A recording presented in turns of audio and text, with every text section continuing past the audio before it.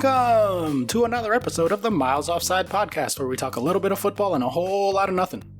My name is Oscar Puente, also known as Footy from Afar, and with me, as always, are my co-hosts, former FPL champion Chuck Bailey and super producer Ian Stimpson. Look at me. I'm the champion now. Why? What have you won? Game week one. Game week one. Right. Yeah, well, you didn't win it. last Game year, week did one you? trophy. Print it up. Make it. I want it. The Manager of the Week award. The well-known Manager of the Week award. Wow, you got really quiet. He did not like me bringing up that I'm ahead of you guys at all. No, it's just the fact you said I'm former champion. I am champion. Fair That's enough, it. You don't say okay. Man City are former champions. They are champions. And they're going to remain champions. But let's wait a little bit to get into the football. Oh, well, but no, I actually agree with Oscar because Peterborough are current champions of League One. That's, yeah. There you go. You're not. Yeah. You are currently in first place Yeah. by virtue of the fact that you are the Mitrovic of League One.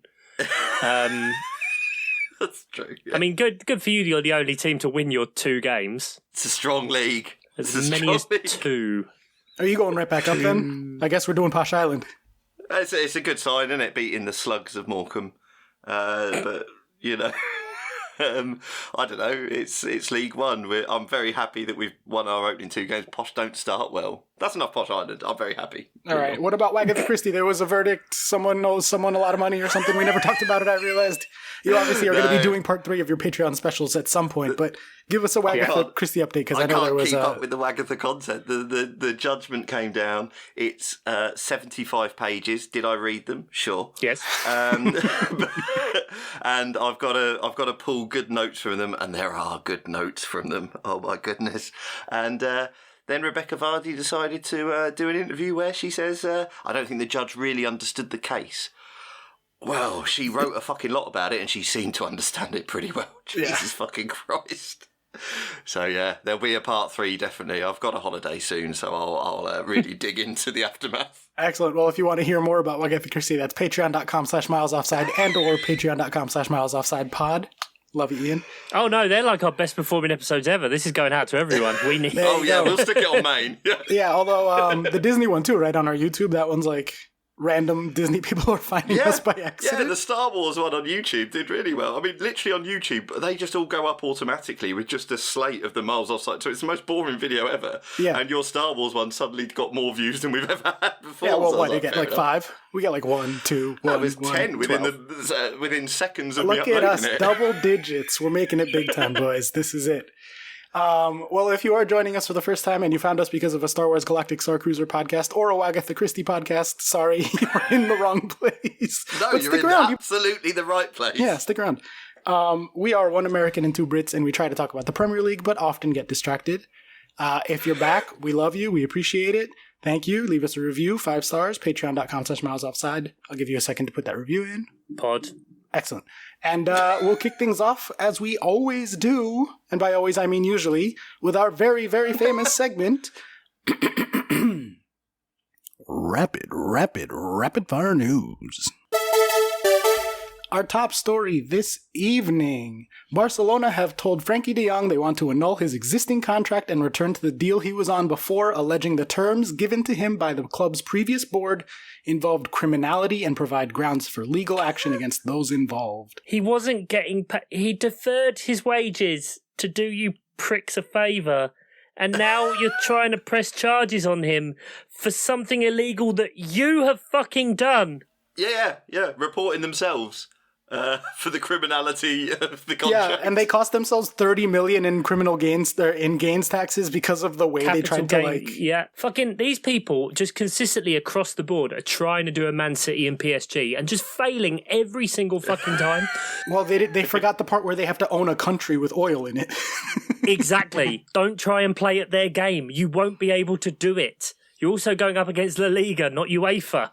So clearly La Liga are a bit less inept in these things. I know. Even UEFA said no to them because they asked UEFA for like several seasons worth of Champions League money up front. Please give us all our Champions League money up front. Yeah, and UEFA was like, you're not necessarily going to like qualify. Like, no. Yeah, that was the message sent back to them. Well, you might not qualify. I mean, you might not even fucking exist if things carry on like this. They got knocked out the Europa League last year. That was a thing. They could have played West Ham in the Europa League last year because they got knocked out in the Champions League group stages. So fuck them. Oof, can you imagine? Suing your own players, honestly. That's like just straight up coercion. So come to Chelsea, please, Frankie. We will give you a loving home, and we have Champions League on offer, unlike Man United. So loving home? No, Frankie, take them down. Take them the fuck down. Chelsea literally offered to pay his deferred wages as part of our deal too. So like, come to the bridge. But let's move on to our next story. Premier League players have decided to stop taking the knee before every game in 2022-2023 season. The anti-racism gesture will instead only be seen before certain rounds of games, including the Boxing Day fixtures as well as cup finals. The Premier League said in a statement, the players have decided to use specific moments during the upcoming campaign to take the knee to amplify the message that racism has no place in football or society, but they're not going to do it regularly anymore. As the resident non-white person on the podcast, I will give my opinion on this, which is that that's fair enough. I do see the gesture was just kind of becoming a shallow sort of thing, so to speak. Like, it had, I think, mostly lost its meaning at this point, just the thing that people did because they did it. So to not get rid of it completely, but to save it for like special occasions to amplify its meaning makes sense to me. I hope that they continue to do other stuff, obviously, to keep fighting said racism, because it continues to be a very big problem in the game at large. But I don't know. I'm okay with this. The captains are the ones that all voted on it, and they obviously got input from all their players and stuff. So I don't know. Do you boys have any sort of opinions on the knee and the taking of the knee? Well, as a sort of white middle-aged bloke, I don't feel particularly qualified to comment. So it's one of them that feels a bit iffy. My initial thought was that it felt like a bit of a backward step, but I guess, like you say, if it's been purely symbolic and has anything changed behind the scenes, I don't know. We'll see if we get more. Ultimately, what we want to see is more non-white managers, more non-white people on the boards of clubs. You know, that's the sort of thing that will bring about real change. And so, yeah, I got, as long as it's not being totally abandoned as a thought, then I guess you can get behind it. All right, fair enough. Let's just keep going through our stories then. And the next one is a pretty nice one, actually. Some nice things for once. Luke Ayling became the first ever current Premier League player to attend a Pride event in the UK on Sunday afternoon, as he joined Marching Out Together for a special day at Leeds Pride 2022. The club sponsored the event for a second time and ensured a real presence was felt on the day to showcase the support the club has for the LGBTQ+ supporters and the local LGBTQ+ community. During the appearance, the Leeds defender not only took time to walk the entire parade through the city centre, but he also engaged with those in attendance, taking photos, signing autographs, etc. A good thing. Disappointing that this is the first time a current Premier League player attends a Pride event. Like, that is kind of surprising to me. But good on Leeds. We stand Luke Ayling. We stand Leeds now, at least for the time being, in my opinion, because that's awesome. So good things. We love to see good things, and we hope to continue to see them at more clubs and more players, but officially Team Leeds, at least for a little while, from the podcast. So, we adopt teams on certain things, don't we? From time to time, yeah. Let's see, what else? We have some Premier League changes. Handshakes are back at the beginning of the match. Do we care? I guess the only good thing about handshakes being back is that now we get to see who is refusing to shake hands with who again. Yeah. That's true. Occasional drama. Love a bit of drama. Yeah. That's it. Is that the only change? No. And then the other big change is that they're going to be having more rest at Christmas, which is nice, although they're going to counteract that. Year, it's quite a big World Cup. Yeah. A usual complaint from Premier League managers is that Christmas period is too hectic. Teams will no longer be asked to play 2 games in 48 hours. Yeah. And when Champions League... Wow. It's so nice. When Champions League clubs play away on a Wednesday, they won't be expected to play in a Saturday lunchtime slot. However, the Premier League did also give approval for clubs to play friendlies during the World Cup, with several sides likely to head overseas for a warm weather training camp. I want to believe that the Premier League just sent a letter to every club or every player going, guys, this year, just have the end of November up to Boxing Day off. Just don't play any games, it's fine. the World Cup thing. The League Cup. The League Cup is between the World Cup coming back and Christmas. There's a round of that in there. Is it really? They then play on Boxing Day, and then they still play on New Year's Eve. So the whole 48-hour thing, no, it's just like 96 hours. They didn't say 49 hours though. 49 hours is not 48. So correct. Enjoy your holiday. Signed They've made a the really Premier big League. deal out of taking one game out. One. Very generous. Very generous. Why would you let them play friendlies during the World Cup? Like, come on, man. You can't just let players sit around for 6 weeks doing nothing. Like, I think everyone overestimates the amount of players that are going to be leaving the Premier League. I'm sure if we broke it down, there's a hell of a lot of players who are still there. League One isn't even stopping, for fuck's sake. Yeah, exactly. Proper football. There you go. They should be playing once in Qatar on a Wednesday, playing fucking Torquay on a Friday. You know what I mean? Get back here if you want it, you pricks. You get paid enough, don't you? Huh? Until your legs are down to bloody stumps. That's Run what we till need. they bleed.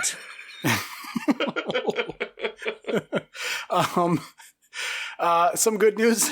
Passion.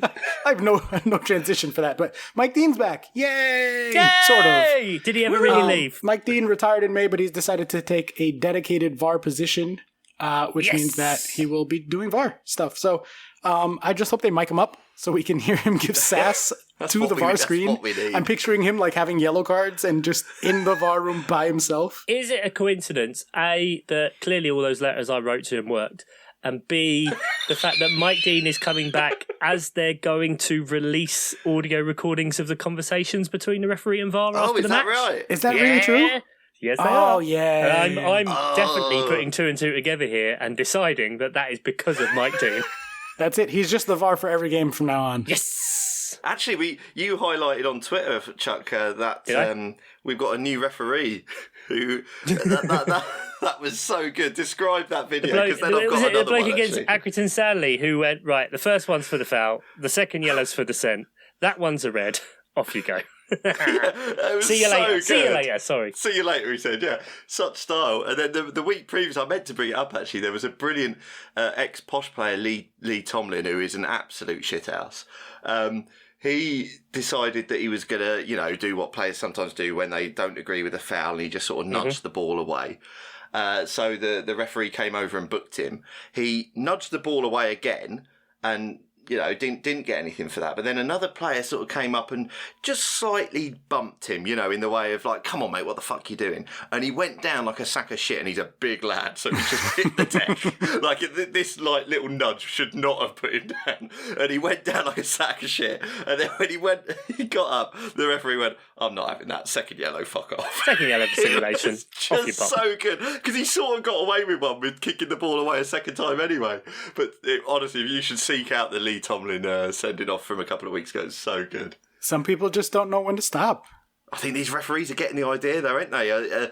Instant yellow, second yellow for dissent, or instant second yellow for fucking around simulation. I love Didn't it. seem to translate into the Premier League this week, but there we go. No, there we go. Oh man, do you want to take a second to vent about the refereeing? They're all shit. In the Premier League, it was terrible everywhere. I've been looking through Twitter. Every single club has complained this weekend that every single referee has an agenda against them. They're just all shit and not fit for purpose. Don't take it personally. There is no Big Six agenda. There is no Liverpool or Manchester United or Arsenal. It's just they're shit for every fucking club. Every club. And until something like... Mike Dean's got to sort this out. He's got to. Rest to him. Come on. They're already trialling auto VAR, aren't they? That they're off through offside. Cuts the time it takes to make a decision to less than half. So, yeah. Lovely. I mean, I'm always in favor of when VAR came in, we were like, or I guess I should say I was like the only person defending it. So, less bad mistakes. Well, I think we all like the idea of VAR just because it ultimately less mistakes are made. But what we're saying is the worst bit about the robot technology is the human operator. Well, yeah. That is it. It was implemented quite badly, and there's had to be constant tweaks to it all the way along. And now now they're not giving any penalties apparently because now they just let every decision stand. Like, yeah, exactly. Oh man, we're gonna have gone through another World Cup where they're gonna have done VAR better than the Premier League, and they still haven't. It's been 4 years, and they still haven't figured out how to do it well. Oh Jesus Christ! Yeah, it's been 4 years of VAR. Yeah, 4 years of this podcast, 4 years of VAR. Which one was worse for the game? Tweet us. Let us know. Which one's had a more detrimental effect to your mental health and your life? All right. Well, not to take a hard right turn, but a bit of a more somber story to wrap up the rapid fire news here. A banner calling for Arsenal to lead the way on tackling violence against women was flown at the game against Crystal Palace. Feminist campaign group Level Up teamed up with Arsenal fans who have funded the protest. They want to see the club introduce a disciplinary policy for players accused of violence. The banner read, "Kick rapists off the pitch." In the coming weeks, Benjamin Mendy, the Manchester City defender, will be tried after being charged with 8 counts of rape, 1 count of sexual assault, and 1 count of attempted rape. In the same vein, Ryan Giggs is currently facing domestic violence charges, and obviously the player at the Red London team has that whole thing going on. I think we just want to say for our side of it, first of all, great job with the banner. Love that happened. Love that it was Arsenal fans funding that. Love that they're getting involved with different groups that are more knowledgeable than they would be on important issues like that. Talk to the people that know things about things. But for us, as long as we're sort of on the subject, we just wanted to say that last season we did not really cover Man United, or as little as possible, while they were still playing He Who Shall Not Be Named. Given the unbelievable circumstances at Arsenal right now, we will be employing the same policy, which is to say that we will not be covering Arsenal until such time as that player is not playing for them. So yeah, that's just kind of where we are at as a podcast, because, whatever small voice we have, we will direct in other directions until hopefully clubs can start to see that they need to be better, that we all need to be better, that the game needs to be better, that fans need to be better. I'm assuming you didn't want to talk about Palace losing anyway, Chuck, so we get out of that one this week. But let's get to the fixtures on that note. And we'll kick things off with Saturday at 12:30/7:30/4:30 for our West Coast fans. And we had Fulham 2, Liverpool 2, Fulham 1.4 to Liverpool's 1.9 on XG. Boys, I think we should start with talking about Fulham here, because they deserve it. Fulham looked good? ?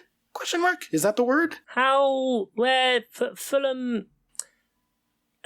very confused. Mitro! Well, the easiest, laziest narrative that everyone was running with was just the endless thing of Mitro can't do it in the Premier League, yada yada yada, which we looked at last week, where he's basically alternated decent year, fallow year for 5 years, and the last time he was in the Premier League was under this weird thing with Scott Parker, where he decided not to play his best player or build his team around him and just fucking cast him out, and then lo and behold they got relegated, and he lost his job the next season. But they, from minute one, it looked like Liverpool was still like in pre-season mode. They thought they had time on the ball. They thought Fulham were just going to fear them and act with deference, and Fulham just absolutely got into them and tore them apart. The only reason it's 2-2 was because Liverpool do have the quality there and managed to tie it together, especially at the end once Firmino came off and Nunez came on. Yeah, they made that change pretty close to halftime. I think it was like 5-10 minutes after halftime, and it was a completely different game after that. It seemed, I'm with you, I think it seemed Liverpool came off kind of arrogant to me. Mm-hmm. I don't think Liverpool are broken. I'm not concerned about Liverpool. They're going to still be Liverpool. Obviously. I'm worried about their midfield. Well, they haven't had a midfield, and they still were one of the best teams in the world last year. So they could figure out a way around it. They've done that. Yeah, but Henderson and Milner in the midfield, yeah, it's not good. I'm not saying that they have a good midfield. I'm saying they've managed to mitigate that effect in the past, so maybe, I don't know. But for me, the big decision was starting Firmino. They didn't think that Fulham were going to have anything and they would be able to play a slow game and just recycle possession and keep it up, and just that type of game that would suit Firmino more.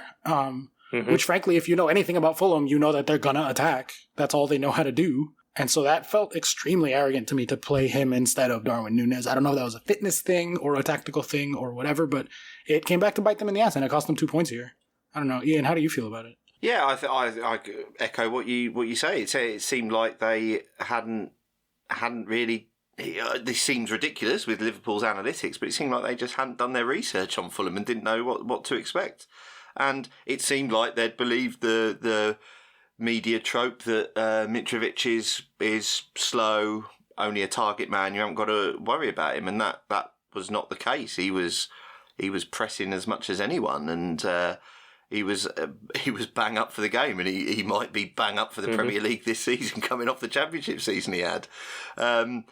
It was. I thought it was disappointing from Liverpool if you're a Liverpool fan, but I think it was Fulham's day. I think the draw was fully deserved, and I think we discussed them having certainly relative tricky fixtures, and if they can nick the odd point like this and then push on from there, then they'll be all right. Out of the promoted teams will go through it later, but I thought obviously Bournemouth looked decent against Aston Villa, but I mean Fulham, I don't think anyone saw Fulham taking a draw at Liverpool before the game. No. And whereas other results you might have seen going that way. So I think it was impressive from them. I don't think it helps Silva's shout that he wants more players from the board, because they might look at this and go, hey, fine, you drew with Liverpool, what the fuck are you moaning about? But I thought it was hopefully for Liverpool fans, it'll be a bit of a slightly a wake up call that you can't take any game in the Premier League easily, because I hadn't thought about that, what you said there, Oscar, with playing Firmino maybe being a little bit of a, because Firmino's probably going to be the second choice eventually this season in that role by next week. I think they're going to have learned from that mistake. And so, maybe playing him was a sort of we can do this without getting out of third gear. And that was not the case. Fulham did not relent on them at all. What Chuck says about the midfield is absolutely right. Fulham absolutely pressed them, harried them, didn't give them any time on the ball. And I think that's what Liverpool expected. They expected time on the ball, and they just did not get it. Yeah, Mitro absolutely dominated Alexander-Arnold with a mismatch for the first goal. And, Van Dijk even couldn't deal with him and obviously caused a penalty. It'll be interesting to see here, because obviously Fulham, we knew kind of based on what we were told by Fulham fans that Fulham were going to try and play this way and play attacking. They were the highest scoring team in the Championship last year. And so you wonder if this game just felt like they went at it with a more reckless abandon, because it is a free hit, basically. Yes. So I think the next fixtures of Wolves and Brentford kind of give us an interesting proposition to see if they do decide to try and play in the same way, and whether it's just that they caught Liverpool on a really bad off day, and I feel sorry for whoever's playing Liverpool next, because I want to get revenge on them, whichever team that might be. But yeah, I think that's really encouraging for Fulham fans to get a point here. But there's still work to be done. Let's not overblow anything. That there's still a long way to go. Would you say this changes your estimation of where Fulham can finish? I think both of you have them going right back down, or are you still like, yeah, they're definitely going back down? Does this plant a seed of doubt there for you? Like, where are you at? Not after one game. It doesn't change my opinions much. One game and 1 point. It's yeah. I would still say that obviously I think they're going to be in the relegation fight. It just, if I think we'd have ranked them before, and we sort of did. We said that Nottingham Forest had the biggest margin of error when it comes to where you'd predict them, and it. The first game just showed, well, Nottingham Forest are not there yet, because they've made so many signings, and they're still making more. Yeah, still making more. Yeah, they still said there's more to be done. Enfo have signed 47 players, I think, this summer. Enfo! They're up to 12. Oh, God.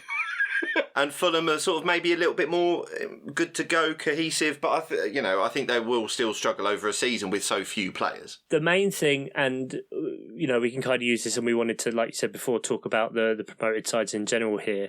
I think the key impact is not necessarily on what we think, but perhaps on how the other teams are going to treat it, because there were enough teams looking over their shoulder anyway, and then you get Fulham coming in and performing like that. You're like, okay, and then Bournemouth managing to see off seemingly abject Villa 2-0 is another one that it's like, oh shit, teams like your Evertons, your Leicesters, your Wolves, your Southamptons, your whomever people are variously tipping for relegation. That is potentially falling through the trapdoor. Even teams like Brentford, you never know, or Palace or Brighton.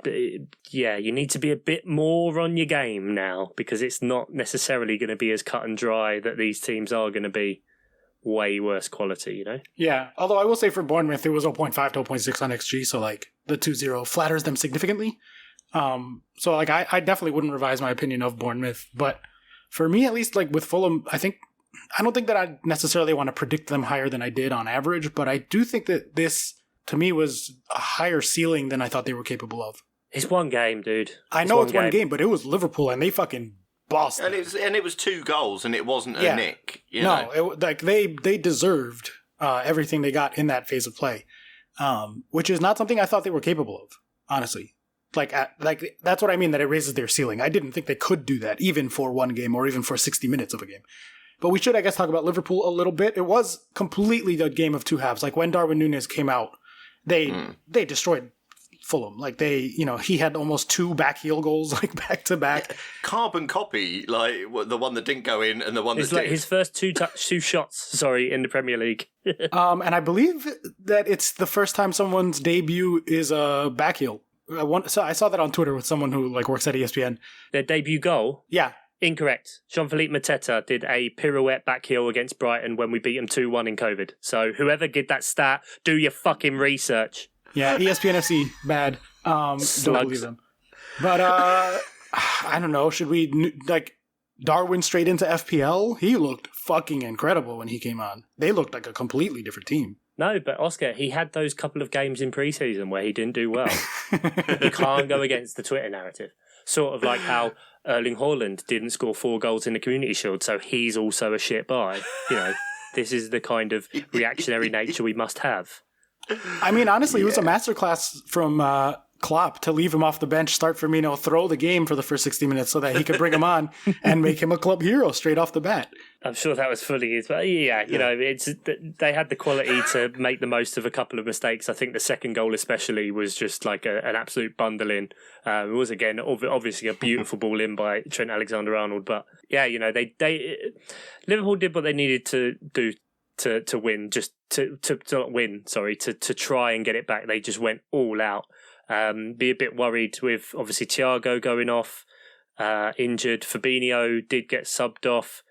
It's whether Harvey Elliott can work. I mean, he had a fairly decent understanding with Trent Alexander-Arnold, I thought, in the game when he came on as the right side of the centre mids.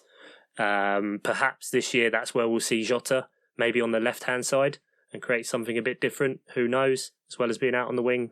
Luis Diaz was very unfortunate, I think, not to get at least a goal out of that game. Yeah. And so there were a lot of moments there where, you look at the XG and you're like, yeah, fair enough, 1.4, 1.9. Fulham had a penalty, so that's about a 1.75 or so.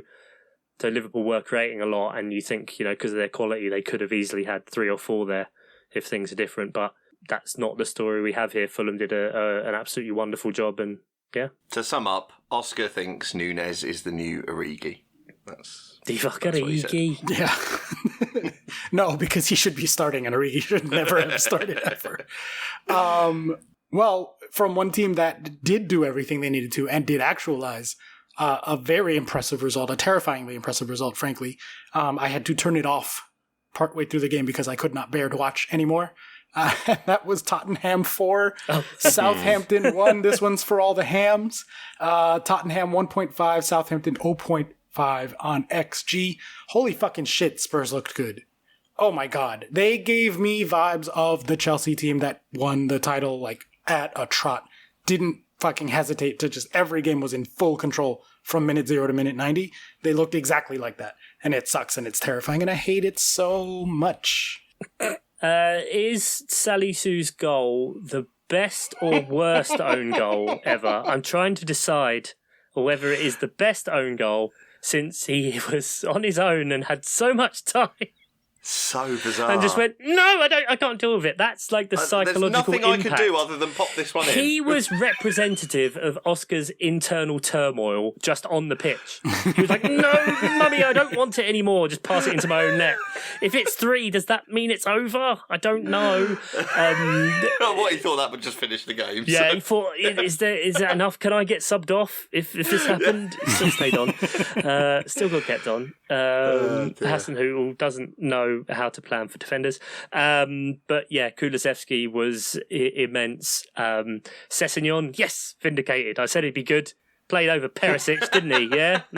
Oh, he's won everything. Sure. Fuck off, Sessegnon. Yeah, they were ridiculous. And weirdly, like, Harry Kane was absolutely anonymous. He was drawing defenders out of position, if I'm being generous. But he was doing his thing. Yeah, it really looked like the play was happening around him. I've been accused of bashing Kane too much, so I shouldn't say anything. No, it's fine. Because we've always said he's very talented, but he's got ankles made of cobwebs and things like that. So it's that the criticism of him has always been based on the health side of it rather than the finishing and the player that he is. But when you've got Son and Kulusevski, who looks fucking brilliant. Did get told by Antonio Conte in a post-match he needs to be a bit more humble. Wants to be the best, but he needs to know how to show humility. Fuck that. That was an interesting one, yeah. He's very charismatic if you watch some of his interviews he's done on panels and stuff like that. But okay. Yeah, incredible. Absolutely incredible. And I think it is the Kane... Harry Kane is exceptionally good at scoring from outside the box, right? That's like a known thing. So for defenders, it's like, what do I do? Do I go with this guy and allow Son and Kulusevski just to run at me and their wing backs and whatever? Or do I leave him the space and just allow him to score from 20 yards out? Like, it's a bit fucked. And just this time, they decided, because they're Southampton and they're just defending optional, to just allow... Defending entirely optional. The gaps between their defenders were insane. And when you've got that level of attacking front three, and that's, like you say, without even the wing-backs, that level of attacking front three, to leave the gaps they did between themselves is absolutely criminal. And I don't know whether... Sorry? Playing with a back three as well. Hassan Hootel was not happy. He's like, I can't... Basically said, I can't coach these people. Like, oh, don't say that, mate. I've been saying this. I think Southampton is going to go down, or I think they have a very, very, very high risk of going down. They're going to be there or thereabouts based on this. I mean, I thought it was... Look, they're playing a Tottenham who have had a very good pre-season and a very good transfer window. It's always going to be a tricky game. But I just think that Southampton have this unnerving ability to make games harder for themselves. They do it all the time. They've lost their last 4 years season openers, so, this is not just them. Good starters then. This is just them as well. We need to accept that. Are you worried for Tottenham-Chelsea then next week? Would that be safe to say? It depends on what the starting back line is, because if it's Silva and Aspi together, that's kind of terrifying. We'll see. We will probably have a Cucurella or Fofana in the starting line. I don't know. Maybe. Fofana, I should be worried. I know that for sure. So. Third best manager in the league, so third place. There they go. All right. Let's move on then to, for the first time this season, it is time to give out the Sean Dyche Memorial Award for the least deserved result, and that is our... Cue the jingle, please. Oh, they're better than they ought to be. Burnley of the week. That's right. We had a Burnley of the week. This isn't really a match that we're going to want to talk about, I don't think, but we had Leeds 2, Wolves 1, Leeds scoring 2 goals on 0.6 XG. To Wolves is 1.3, so thoroughly undeserved result. Less than half of the XG, got the 2-1 win. More than tripled their XG in the number of goals that they scored. A textbook Burnley of the week here. For those of you that don't know, Burnley of the week is a team that just wildly didn't deserve that result. Because they got quite lucky either in their defense or in their scoring. They were playing Wolves. Fair, but they conceded 1.3 to Wolves. That's how bad Leeds are. That's good defensively for Leeds, based on what we know of them. Keeping it down to 1 point something XG. Out of the last 7 Premier League games where Wolves have scored first, they've lost 5 of them. and they're fucking shit. So this is just they're Connor Cody gone. What? That's just awful. One of their three-men defence. He's gone to Everton. Imagine leaving a club where you're loved and a legend and earn an England spot, even if it is just part of the squad, and you've moved to Everton. Oof. Everton, who are 26% to go down, Leeds are 24% to go down. Those are real numbers.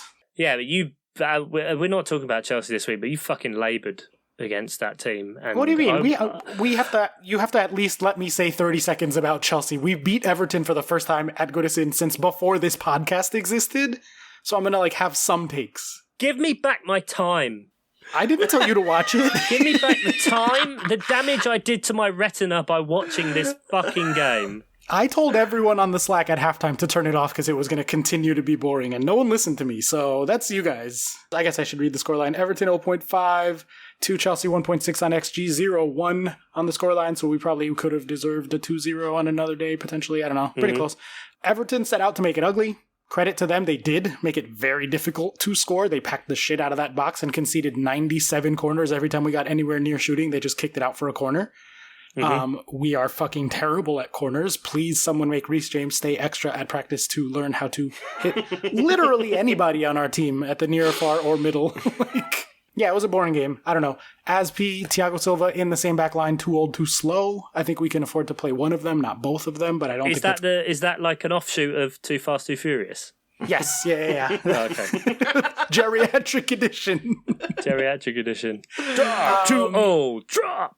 Yeah, we already signed Cucurella, which, by the way, down on that signing, he's racist. Look it up. Oh, yeah, he's fucking shit. He just gets attention because, he plays for Brighton and he's got hair. He does have nice hair, I will say that. But I will not be rooting for him because look up the things that he's done. Sucks. The main stupid talking point for this game, Ben Godfrey as well, we wish you a very speedy recovery after he fractured his ankle, I believe. He's out for 3 months, but Everton, there's such a failing of Jordan Pickford and the fucking officials in this country because Everton played a pass back.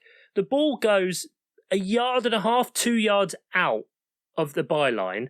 Pickford decides to play it back in, and rather than just knowing that it's gone out so it'll be fine, decides to run back in. The official doesn't stop the play. Then Chelsea, whoever it was that was there, the winger, come in to play, and then through Godfrey sliding in to stop them from scoring is what breaks his ankle. So both Jordan Pickford and the assistants, through being inept by their own actions, caused his 3-month injury. It's absolutely fucking baffling. Yeah, and even if it hadn't been out of bounds, what the fuck was Pickford thinking there? But he played it back in and then decided to sprint back. If he'd have just played it back in and just gone, well, it doesn't matter now. I'll just let that carry on and Chelsea can do whatever. And then, funnily enough, the camera will look at it and go, it was way out. It will just be a goal kick or it'll be a corner. Bizarre. You've lost one of your centre-backs for 3 months. Yeah, it's fucking stupid. And it was gruesome. I did see the replay on Twitter, if anyone who did. So, we do wish him a speedy recovery because that was not a small injury. I don't think this says much about Chelsea other than good that we're signing people and let's continue to sign people. But this is mostly a squad I think we can run with. When I saw that lineup, I was like, other than Aspi, we could do things with this squad, real things. So finish 4th. Sure, that is a thing that could happen. Let's move to Sunday. We had Leicester 2, Brentford 2. Do we care about this one? Leicester throwing away a 2-0 lead. There you go. 0.6, 0.5 on XG, so thoroughly undeserved. A draw was deserved, but a 0-0, really. Brentford fans were chanting, Jamie Vardy, your wife is a grass, and he didn't score. So I can only assume that the curse is broken. He's truly past it now then. Finally, the age curve caught up with him. Yeah, and we know he needs his goal bonuses. He's got big bills coming, big bills. She didn't need the money, guys. You know she's going to write a book, too. It's Rebecca Vardy's book. Yeah, but Oscar, the key is... Yes, she will. But the key is, Oscar, again, just remember, she didn't need the money. She didn't need the money. I really wish she would lean into it as a cartoon villain and start doing panto and stuff. But I just what, you mean like O.J. Simpson? I didn't kill my wife, but if I did, this is how I would have done it. I didn't mean exactly like O.J. Simpson, but sure. It seems a bit harsh of a comparison, if I'm honest.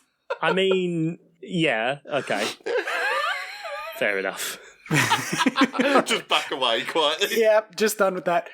Back away. Yeah, let's back away straight into a delightful result, and that was Manchester United 1, Brighton 2. Chuck, I know we hate Brighton, but we must love to see the United suffer. 1.7 to 1.6 on XG. Man United off to a banter start.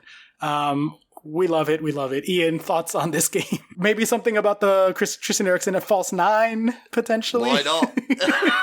Why not? Let's just throw some fucking names up. And I think they've got one of them magnetic whiteboards, and he got a load of magnetic names, and he just chucked them up and went, yeah, Eriksen, off you go, false 9. I don't have. I did mention this briefly in the pre-season thing, but I didn't. I really don't want to come across, because the last thing we want is, English managers constantly getting touted for jobs they don't deserve. But right. I'm not sure. I mean, that's what we get. No matter what happens, I know that's exactly. What we're I don't want to perpetuate that. Is what I'm saying. Frank Lampard exists, guys. Exactly. And I don't want to be part of the thing that perpetuates that. But I'm just not sure that Ten Hag. They should get Allardyce necessarily red. No, I'm not even postulating a alternative scenario. I'm just saying I don't buy into the hype yet. I know he's like an intense Pep style manager, and we've seen the training videos where, as Adam said on Twitter, he's doing a lot of pointing, and as you said on Twitter, Chuck, he's made them do some passing. They invented passing, which is excellent. But that decision, Oscar immediately threw a decision up there of playing Eriksen where he did. The decision to bring players on who have barely had a pre-season, who there's some quite young players as well, who are just like chucking them on. Right, save this situation. I've got no idea what's going on. That's what it felt like. And Man United are the same Man United because they've got the same players. And it's the players that are the problem. I'm not sure about this manager. I don't know whether he's got the ability to turn it round. But ultimately, he's playing with the same team that they had last year. I looked at that Man United team, that Man United squad that has spent approximately £1.3 billion on transfers, and you know what that team needs? Marko Arnautovic. 33-year-old, can't score, problem in the dressing room, Marko Arnautovic. Didn't make it at West Ham. Yeah, pissed off a lot of people. Racist, Marko Arnautovic. Nothing says squad harmony like Marko Arnautovic. Or Adrian Rabiot, for that matter. Speaking, fuck me. Yeah. What are you doing? Yeah. Keep doing it. Yeah, it's like all the problems you pretended were with Paul Pogba, which were, let's face it, motivated by the colour of his skin. Adrian Rabiot actually has problems, massive problems with his entourage, literally his mum, who is crazy and doesn't perform. Yeah, let's sell Pogba. Let's sell Pogba, buy Pogba back, lose Pogba again for free to give that same club money for another player they don't want. Honestly, I think Man United might be a lot of fun this season. Possibly even more fun than last season. I always feel like we do a lot of good work to alienate fan bases. We're very good at that. We're really good at it. And Olympic level, I would say.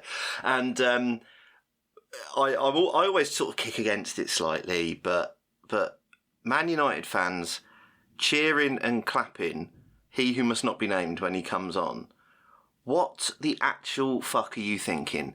This is a guy who has taken the piss out of your club all summer. It's embarrassing. It's embarrassing. Summer. He has touted himself anywhere else. I'd rather be anywhere but here as long as there's Champions League football. But it turns out, right now, no one else will pay my wages. Maybe in the next few weeks before the transfer window closes, that'll end. But I only turned up at the last game for 45 minutes, and then I fucked off home with a load of the other players. And took a load of players with me. Exactly, load of the other players. Apparently Ten Hag, the higher-ups at the club had no idea that the players were going to go. That's fucking ridiculous. Forcing his manager into having to sort of talk about it in the post match and try and just say it's not a big deal, blah blah blah. When obviously it's a big deal. You shouldn't be fucking leaving a game when there's still 45 minutes to go when you haven't had any fucking pre-season at all. And then he comes on and he's back, everyone. Fucking have some self-respect. That's just ridiculous. The problems that like Pochettino had at PSG, where he had this team of absolute superstars that in terms of man management, he could do absolutely nothing with because the owners would turn around and go, we're paying them XYZ amounts of money. You play them. And that's going to be what they have because all their business model is. And they as a business, they're incredibly successful because the product is absolutely shit and yet everyone, their fans, buy it. Eat it up, spend the money around the world. They fucking love it. So as businessmen, hands down, congratulations. You're exceptional. Because the one product that you should be able to provide, 11 people being able to kick a ball well and put it in a goal, you fail at, and everyone fucking eats that shit up. So yes, exactly that. Erik Ten Hag was doomed to fail. And it's not about, and that, I don't think that's a comment on him or us saying that Dutch football is a failure because Ajax was a completely different system. Interesting, that was another system that was built and protected people who were bullies, and I believe there was a situation with Mark Overmars which made him leave disgraced. I don't want to exactly comment on that in the heat of the moment now because I don't want to misspeak about it, but they got rid of him for a reason, so good that they're in another organisation now that protects that kind of person. But like the whole thing's fucking rotten, and it's brilliant. Yeah. And, it's just a shame that it was Brighton that won. Fair enough, yeah. And to be clear, I want to say I am reserving judgment on Ten Hag. It is just that I don't know why the media is seeing this as this is the guy to sort it out. Well, 12 months ago, Rangnick was the guy who'd sort it out. Do we remember fucking all media outlets saying, this is smart? This is smart. They're going to get him in, and then he's going to be director of football or whatever. This is clever. I like this. Yeah, no. Well, all I'm saying is you've got to reserve judgment on this because they do not make good decisions. He has done good things with Ajax, but it's all been Dutch football. It's all been Eredivisie, apart from a brief thing with Bayern Munich too. But this time it's personal. But Sorry, I am contractually obliged anytime there's a two, I will make a sequel joke. Absolutely, it's necessary. But I just think I don't know whether any manager can save this as it is, let alone someone unproven outside of the Eredivisie. That's all. Fair enough. I don't disagree. At some point the talent will click, but it does not appear to be yet. So, and it will click for moments, and Marcus Rashford missed a load of sitters, but Sir Dr. Marcus Rashford, thank you kindly. Sorry, my apologies. But hey. Thanks. Do you think we've said a bit obviously there about Ten Hag, and I guess we've spoken a bit about Tuchel and Chelsea and their history of managers. Do you think this is the season where someone goes in for Graham Potter, and would you like to see him at Chelsea perhaps, Oscar? No. I like Tuchel. Okay. Keep Tuchel. Okay. That's it. I mean, I don't know what you want me to tell you. I think Tuchel's amazing. I keep him pleased as long as possible. That, Brighton's squad is far greater than the sum of their parts. And perhaps him coming in for that team, and it really pains me to say. No, but you could be getting into that era of people looking at him. He's in his, fourth year, and he's done good things at Brighton. And fans have fucking turned on him before. Remember when they were booing him, and he came out in post-matches and went, perhaps I need a reminder of where this club... what this club's history is, because I don't believe they've ever been as high as this. Yeah. And, they had a horrific run, but... Yeah. I think he's a strong manager, and I think, you might be right. Someone ultimately, Brighton seem to never be able to kick on. I think a lot of it might be financial, but they just don't seem to be able to make that breakthrough. And, I think a manager like Graham Potter could be poached by someone, inverted commas, better. Yeah, that's it. That's all the games. There's no other games that happened that were very scary or anything like that. So we could go ahead and just move on to FPL, I guess. Do you guys want to talk about nothing else that was absolutely terrifying for all the defences in the league? We are all fucked. All of us are fucked. So fucked. We are stupid. We I was thinking about this today, of thinking of a way to try and articulate this, because I had even a microcosm of doubt about Haaland just being amazing straight away. Then I remembered that penalties exist. I genuinely forgotten that penalties, because Man City have missed so many. And then today I was thinking, like, if in a match Man City went down to 10 men, you'd still back them to win against 17, maybe 18 of the other teams in the league, right? Yeah, probably right, yeah.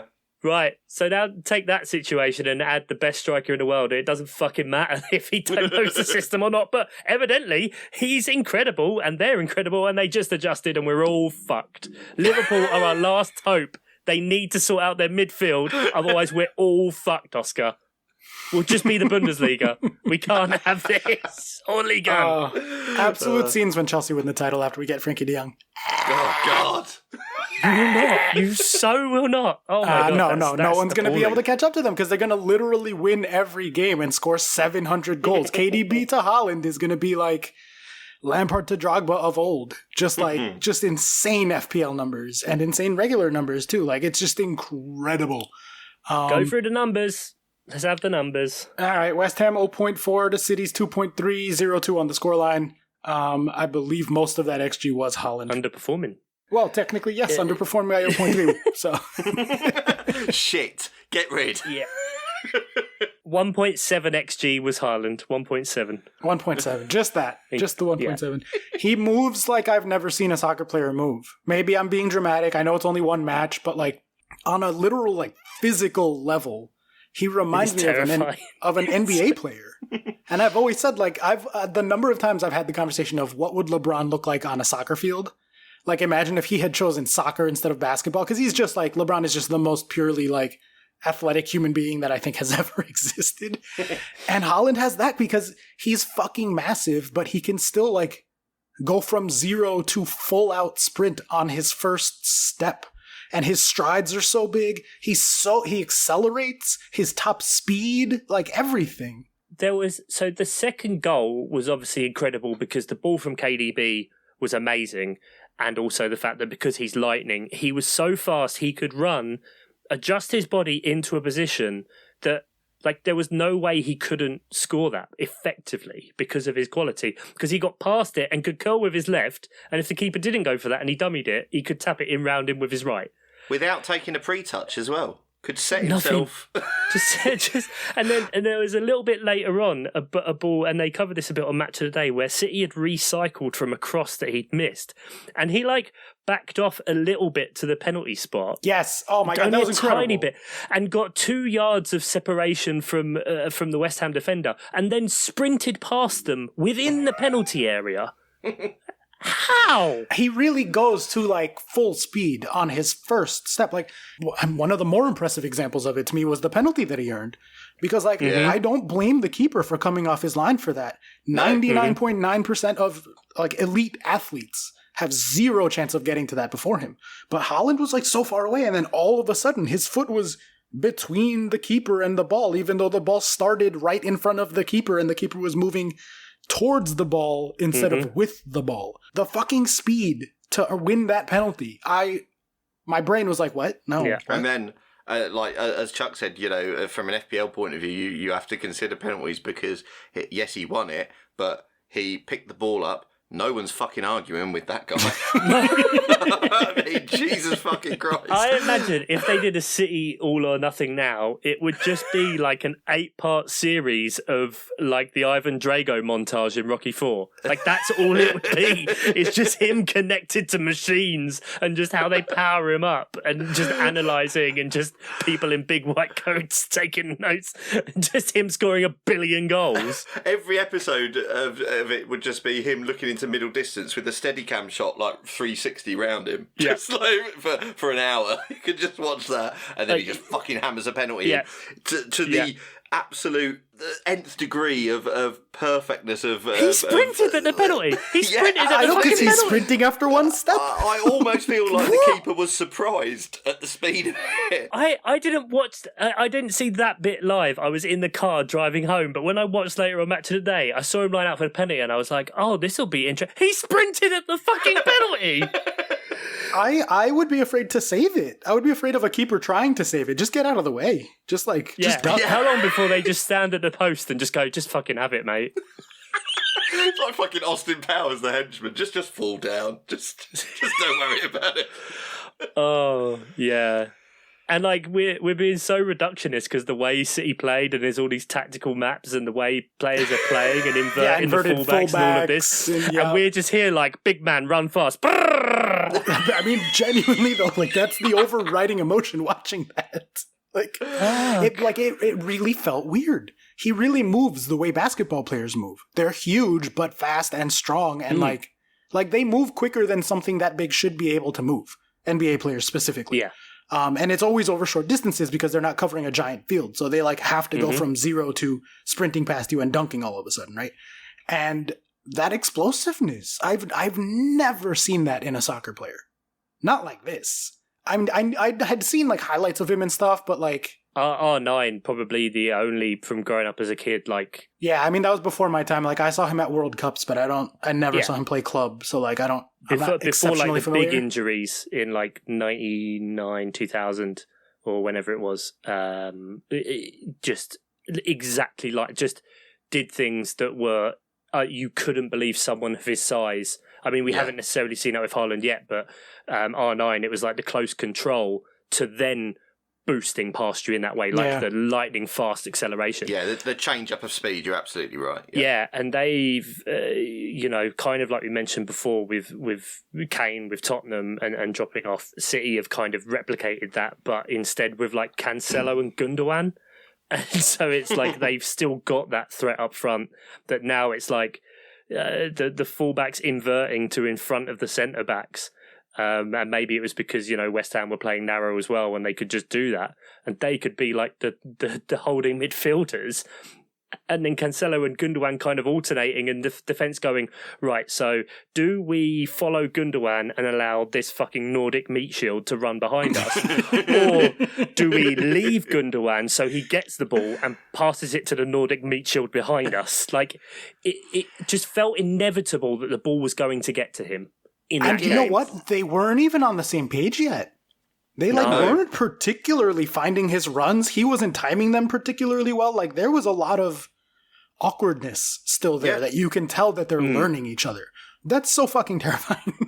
But the fact that he doesn't need time to get the run, you know what I mean? Like he could try to run. No, fuck it. I'm right. Reset. Try again. Reset. Try again. Because he only needs to take one step backwards, and that's enough distance for him to like get up to a sprint. I mean, like you said, like when he drew to the penalty spot. And then still beat, like, that was insane. He sprinted at a penalty from inside the box. But he moved so far. What you said about the inverted fullbacks and the narrowness there was interesting because the narrative was that with a man like Haaland being your focal point, it's going to be about width. And they showed that, like you say, even without it necessarily fully clicking 100% of the time, it still looked impressive. And I don't want this just to be the Haaland show, but I mean, it's hard not to be because it was a really impressive performance, and I think I've always been one of these very simple people who goes, if Man City had a 9, they'd be great, which is ridiculous, obviously, because they've been great anyway. But it is scary. The 99 goals they scored last season, if he does even half of what he's capable of, there's such a mad team that it's like Haaland does all these things to occupy people, to allow space behind him for this little-known player called Kevin De Bruyne. It's just like, if teams start doubling up on Haaland, you're going to leave massive gaps elsewhere for the incredible players they've got. I mean, it could be crazy. It really could. We're all fucked. Yeah. Every Honestly, team is I fucked. feel lucky to be able to watch this. I'm excited, and that is Yeah. why we're getting We are watching the Premier League get ruined in real time now, and we're loving it. Yeah. 100%. They could score 150 goals. Fuck it. Like, I'm here. I'm sorry about all the hyperbole, but it's genuinely exciting. Is it? Because they've scored 100 goals. And, like, here's something that I saw. He is only the second player other than Sergio Aguero to score a brace on his debut for Man City. And he was pissed off he didn't get a hat-trick, because he got a hat-trick on his Bundesliga debut and his Champions League debut, and hence why he said to Jeff Shreves it was shit that he got subbed because he wanted another goal. Hat-trick. Oh Yeah. my god, that's incredible. Oh, after a great post-match where he said shit twice as well. Yeah, I think it was like Mitrovic, with his exceptional goal record, after 2 has scored 45 goals in his last 45 games. Now that's like impressive at any level. And I think Haaland is like 145 in 145. We're all fucked. We're fucked. Yeah, we're fucked. So fucked. So should we use this as a transition then to FPL? Ian, go ahead, brag. You're the only one that had him. How'd that feel? Yeah, the only reason I went for him is because actually it's a sort of lucky decision, to be honest, in FPL, because if you'd have asked me, I'd have said Kane was probably more likely to be the highest scorer in game week 1, because I expected multiple goals from Tottenham. That's what happened, and you'd expect Kane to be involved. But I also knew that I was then going to go, providing there were no injuries or anything in my FPL team, I was going to go Kane to Haaland. So I decided, why even book that transfer? Yeah. I remember you saying that. I'll corroborate that. He actually did that as well. I did say it, and I did do it. But the thing is, I was worried about other things. You know what game week 1's like. You pick a team, and then you find that 2 of your players weren't picked, weren't starting, weren't even on the bench. And you're like, oh, fuck, they're not even in the manager's plan. So I was always like, you've got to allow for that. I can't be booking in transfers, and I'd rather have Haaland for the rest of it. So a little bit lucky, because if I'm absolutely honest, I thought that game week 1 would probably be Kane's game week over him, and that was wrong. But yeah, I mean, Oscar, you've entered an FPL team. What's going on there? Yeah, so recurring character and my real life friend, my buddy Nick, that's his full name now, was like, what's the deal with FPL? Because I was like, oh, it's your second season. Maybe you like push yourself in a new direction to like explore your fandom even more. Convince him to do our Fantrax League. I think he had a lot of fun building the Fantrax team and like doing the draft and stuff. And so then like the day before the season starts, he's like, yo, should we do FPL? Or should I do FPL? I was like, I'll do it with you if you want like some company or whatever. And he was like, yes. And I was like, you son of a bitch, I'm in. Because I just needed the smallest excuse to fall off the wagon. But I'm going to be keeping it casual. As I said to you guys, 5 minutes a week. I'm not like sitting and reading articles and listening to podcasts and doing spreadsheets. No spreadsheets, just vibes. And turns out I'm much better when I don't think. Because I had a hell of a game week. For 1 week. I had a hell of a game week for 1 week. Yeah, but I am top of the second, I believe, in the Patreon League. No, 5th in the Patreon League. I was second before the City game. Behave. Yeah. Well, of course, we mentioned it because this year we have launched our inaugural Open Public League. So welcome for joining that. You too can still join. The join link is on our Twitter. You can also put in the league DG63MA. Or if you're thinking, Chuck, I'm not going to fucking open my Fantasy Premier League to do this shit. Go to the show notes. There's a link there. Press that on your podcast. Right look right now. Press your home screen button. Go on your look at that. Home screen button? What are we on, iPhone 4s? I don't fucking know how tech works. I'm living in the past. So you can enter there. Winner will be getting a mystery shirt box delivered to their house. And each week we're going to read out the top 10. And this week, starting in 10, we have a tie. Tom Townley with AFC Chicken Factory and... New producer, Tom Townley. Woo, producer. Bloop, bloop, bloop, bloop. We'll get to that in a bit. Baby Jota Gabriel Penaloza. Nice name. I like that. On 75 points. On 76, we go to Vin Lee with his team. ? Enigmatic. In 7th, we have Darwinista Evolution, Diego Di Lorio, and Sons of Pitches, Oliver Battersby. In 6th, a gird of honoree.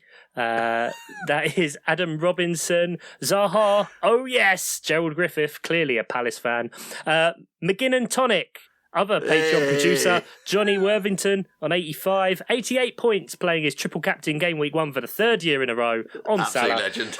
Sam Van Danby, with Here Comes the Sun, producer. Chris Smith with a classic chicken tikka Mo Salah on 92 points. Wow. And kicking off the season with I guess because it's 1 point short, a disappointing 99 points and a game week rank of 1,926 in the world is FTI Die FC Saphira Gold. Gold. He hasn't got. Where's the button? Thank you.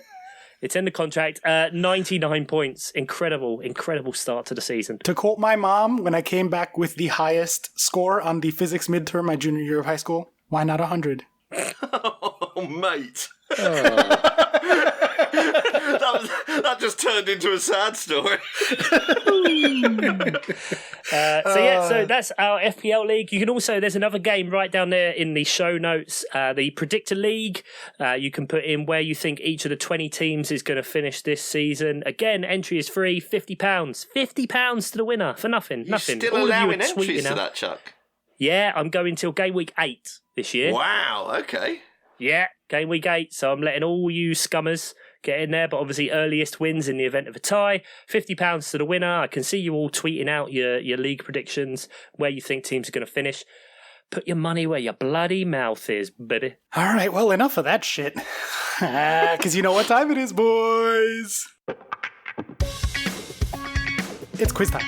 Oh! Quiz time. Quiz with me. My quiz. Quiz mine. This your quiz. It is time for game. Game for quiz. Quiz with Oscar. Oscar quiz. Quiz time. Oh, I love the fact because of the delay, it never quite works. We are going to keep it going just like last week with higher, lower, or exactly right. Oh, good. That was fun. And this week's edition, hope you boys have been studying. It's game week 1, so we got to start off with the number 1 team of all time, the best team in the history of the game. These are all facts about Chelsea Football Club. Oh, good. Okay. Higher, lower, or exactly right, Chelsea edition. Chuck, you are currently in the lead. To sum up, you won last week, so it is 1-0 on the overall quiz score. So I will throw to you first. Mm-hmm. Last season, Mason Mount was both the top scorer and the top assister for Chelsea Football Club. How many goals plus assists did Mason Mount get last year? 20. 20. Chuck thinks that Mason Mount got 20 goals plus assists last season. Ian, did he go higher, lower, or exactly correct? I would say lower than that. Point to Chuck. It was Damn it. 21. 11 goals and 10 assists. Good guess in the first place. Very good guess in the first place, Chuck. That's really weird because this shows my maths in my head. I thought it was 9 goals, 12 assists, so went 20. There you go. Oh, what a twat. Dear. Such a hollow victory. What an idiot. Oh, man. Genuinely upset with himself. I'm so annoyed. Well, you got the point anyway, so let's keep Mum would be going. disappointed. This year, in this year's FPL game, the highest owned Chelsea player is Reece James. I genuinely thought he was going to go, Reece who? No, it's not that kind of game. Mr. Stimson, what percentage of FPL managers own Reece James? Oh, that's a good one. Okay, there was a bit of a... He was started off very highly owned, and then I think there was a bit of a dropout of Chelsea when... All right, come on. Pre-season... Sorry, I'm buying time. I will say 35%. 35%. Chuck, is it higher, lower, or exactly right? Nah, higher than that. It's got to be up in the 40s. Ding, ding, point to Chuck. It is 40.1%. Ian, you are not good at this game, man. No good. Chuck, Chelsea Football Club has a very, very successful record in the FA Cup, being the third most winning club, I believe. I don't know that for sure, but I'm pretty sure that's right. Just saying it. Just saying it. How many times have Chelsea won the FA Cup in their history? The third most winningest club. You've been in so many finals recently and lost a lot of them. I lost a lot. Yeah. We've been in 5 of the last 6, I believe, finals. That's and lost a lot, 4 innit? of those 5. I'm going to say you've won it 7 times. 7 times Mr. Stimpson has Chelsea won the FA Cup, more, less, or exactly 7 times. I'll go more. Ding, ding, ding. Point to Ian. It is 8. 8 times we have won it. Fuck, Chuck, another good guess. I know, man. Chuck, you're right on it with these guesses. It is 1970, 1997, 2000, 2007, 2009, 2010, 2012, and 2018. All right, let's keep it going. The most appearances by a Chelsea player is by someone named Ron Harris, who played there from 1961 to 1980. How many appearances did Ron Harris make for Chelsea Football Club? The most appearances. This is a total random guess here. I have not a clue. I will go most appearances. 150. Jesus, fuck. Higher. You lose. Yeah, You lose. Wait, can I guess a number? Yes, you could. Ian, 150 appearances is You said nothing. 150 appearances for Chelsea. I think I had a brain fart there. Yeah. For context, Cesar Azpilicueta, who's in 7th place, has 477. 726. Ooh, very close. Very close. 795. 795. I can only apologise. I don't know what I was thinking. I don't know whether I had FA Cup still in my head or what. I'm sorry. That's like 2 seasons ridiculous. nowadays. Yeah, I that's know. really nothing. That's really nothing. I've played for Insane. Chelsea more times than that. I'm pretty sure like Timo has almost 100 appearances at this point. R.I.P. Timo, by the way. Bye. Yeah. And Benteke. Oh, we haven't mentioned that. Oh, I'm Oh. so sad still. Club legends. Sorry. Yeah. Condolences. It really is. 3-1. 3-1. This one's for the win, Chuck. I mean, morally, you deserve to win all Yes, the correct. games. But Thanks, mate. the most goals scored in all competitions by a Chelsea player is by the one and only Frank Lampard from 2001 to 2014. How many goals in all competitions did Frank Lampard score for the Blues? 2. For Chelsea. Oh. His Premier League goals, I believe, is 177. Some of those would have been City. Remember, Chuck, he only had 4 appearances, so... I'm going to say 208. Ooh, 208. Mr. Stimpson, is it more, higher than, less, greater than, more than, less than, or exact? I forgot the name of the game. Equal to. Oh, Jesus fucking wet. Got a new respect for Bruce Forsyth. Frank Lampard, 208 goals for Chelsea, more, less, or equal? Less. Ah, Ian. Sorry, did you expect more from me? Oh, I forgot that was my music again. Oh, dear. I have to say, Chuck, you really deserved this one. Your guesses were so close. It is 211. You were off by 3. Incredible Jesus. guessing this week, Chuck. Incredible guessing. That is 2-0 to Chuck on the quizzes so far this year. Ian's already thinking about asking Oscar to change which quiz structure we use. No, if my idiocy is highlighted, that's just fine. It's not a problem. It'll probably get edited out. That's the problem. The quiz will just get edited out. The whole quiz just Oh, dropped. quiz gone. Each week, my score just keeps going up, but no one else gets to hear the quiz. It would probably be for the best. We mentioned a few times we've had some new patrons. Big shout out to the man himself, Mr. Adam P, for joining us, and for Tom Townley for joining us at the producer level. We have all sorts of stuff going on. Patreon.com/Miles Offside Pod. Loads of tiers. The Slack is a genuinely wonderful part of the internet, believe it or not. You get another FPL league, and you get all sorts of extra goodies and producer content as well. We also obviously run our extra podcasts. We dip into FPL a little bit, but if you're looking for FPL tips from a genuine FPL expert in myself, and also Ian's there, you can get those each week, as well as when Oscar does something excitingly nerdy, such as go to an incredible Star Wars experience in Disney World in Florida. And you too. Yeah, so do I need to come onto the FPL podcasts now since I'm the best one of the 3 of us? Or Okay. 1 week, mate. 1 week. It's Thanks, Brown. Fixtures. Saturday, the 13th of August, Saturday deadline, 11 o'clock UK time. Other time zones are available. 7:30 Eastern, 4:30 Western. Thank you. Aston Villa versus Everton. Stay in bed, guys. Yeah. 3 o'clock. 3 o'clock, we get Arsenal, Leicester, Brighton, Newcastle, Man City, Bournemouth. Oof. Oh, triple captain Haaland. Jesus Maybe, Christ. actually. I don't hate it. Southampton, Leeds, Wolves, Fulham, and Brentford, Man United, the Christian Eriksen derby to finish off Sunday. There's another banana skin for you where Erik 10 Hag, who has moved to Erik 9 Hag, goes to Erik 8 Hag as we count down the number of fixtures he has left.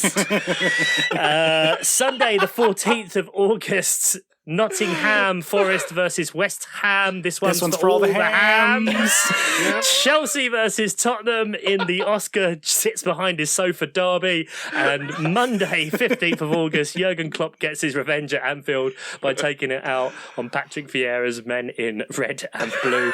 I'm fucking terrified, I tell you right now. But we're doing good things, we're doing good things, good vibes. You're always going to have a rough start, don't worry. Yeah, I know. I just would like a goal and some points. Let's get the fuck out of here, shall we? This is it. Here's to all of you. Thank you for joining us. Another crazy week of Barcelona watch. Enjoy as they gradually dig themselves into more fraud and more debt. Say goodbye, Oscar Puente. Bye. Say goodbye, Ian Stimson. Bye-bye. And as ever, thank you to our wonderful Patreons, Nate, Mark, Sam, Jeff, Andy, and Tom. Take care, everyone. Bye-bye.